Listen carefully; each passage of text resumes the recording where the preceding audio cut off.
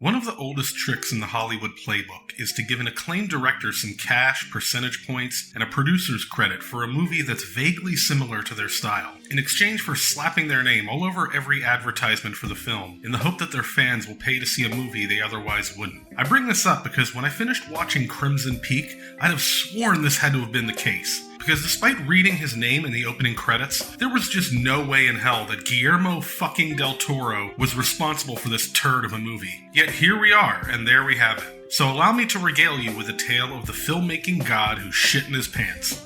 Crimson Peak tells the story of Edith Cushing, daughter of wealthy businessman Carter Cushing. But Edith isn't some layabout princess who lives off her father's immense wealth and has never had to work a day in her life. She's a strong, independent woman and an aspiring author who makes snide quips about gender inequality to the women who wash and press her knickers. The movie opens with Edith being visited by the ghost of her mother, who warns her to beware of Crimson Peak.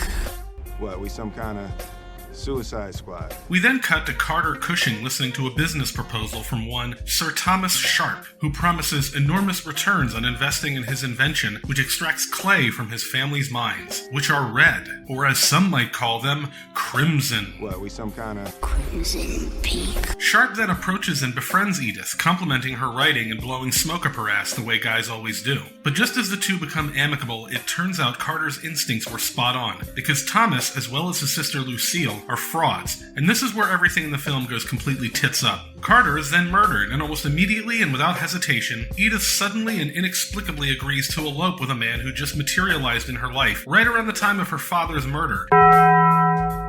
Hey, remember just a minute ago when I introduced Edith as a strong, independent woman? Most of the first act is dedicated to establishing her as a progressive, no-nonsense woman who isn't afraid to make sarcastic remarks to people who are considerably beneath her on the social ladder.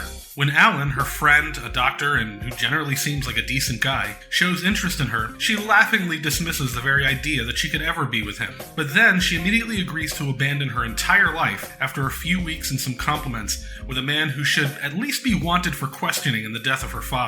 I mean, I'm no police detective, but I imagine that when a person is murdered right after someone new enters their life, this has to at least warrant an interrogation. But nope, Edith, the razor-sharp, inquisitive character we met in the first act, is summarily thrown into the garbage. So she goes to Thomas and Lucille's home in England, which is a dilapidated shithole, but it's okay because Del Toro can get all kinds of beautiful shots and haunting imagery here. So it turns out that Thomas and his sister are actually lovers. Incestuous lovers.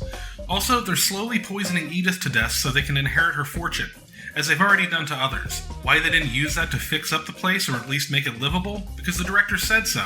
Also, it turns out Lucille was the brains behind the operation, not Thomas. But in the end, Alan shows up to rescue her. There's a scuffle, some stabbings, some more ghosts, but Alan and Edith get away and go back to America. If you think I'm unfairly glossing over the ghosts in a ghost story, it's only because the movie does its damnedest to as well. They're infrequent, ineffective, like tools that are pulled out at opportune moments to relay some piece of information to the viewer. So if the movie barely cares about them, why should I? And what makes this movie so frustratingly stupid is that in trying to hit all these different marks, it ends up missing all of them. It's a romance, but the romance requires idiotic choices that betray our understanding of the characters. It's a mystery, only nothing is kept hidden from the viewer. The movie opens with Edith being warned of the Crimson Peak. Beware of some kind of Suicide Squad. Then we are immediately shown red clay, and then again in the second act. There's seriously a moment where the film is all like, do you remember? Remember the Crimson Peak? The warning at the beginning and also the name of the movie you're currently watching? There's also no mystery as to who the villain is because it's the two shady characters we've known about from the beginning. The grand reveal that it was actually the sister doesn't add anything because they're still working together. It's like watching Home Alone and learning that Marv, not Harry, was the mastermind behind the Wet Bandits. Who gives a shit? It changes nothing. And again, it's a ghost story, but it fails at that too, as the supernatural is continually pushed into the background and crowded out by all this other nonsensical bullshit. There's just nothing here apart from Guillermo del Toro's remarkable abilities for visual presentation, which is a damn shame because the man was clearly inspired by Gothic novels, and while he captures the dark beauty of the Gothic aesthetic, he misses every mark when it comes to the story. Gothic horror typically involves the uncanny, a foil who mirrors the protagonist in an uncomfortable way. Revealing Lucille to be the villain due to her cunning, intelligence, and the fact that they're both romantically involved with Thomas would have accomplished this, if they hadn't turned Edith into a complete idiot just to get her into the predicament in the first place. You see, a good story is like a bowling ball traveling down the lane. It requires the moment you throw it, the journey towards the end, and the impact with the pins. And despite Crimson Peak being well shot and pretty to look at, and despite disparate elements successfully driving the narrative, the first act is so bewilderingly disjointed from everything that follows it that it's like chucking the bowling ball back towards the snack bar and the air hockey tables. It really doesn't matter how much skill you use when you threw it, you've gone the wrong way and you won't be knocking over any pins.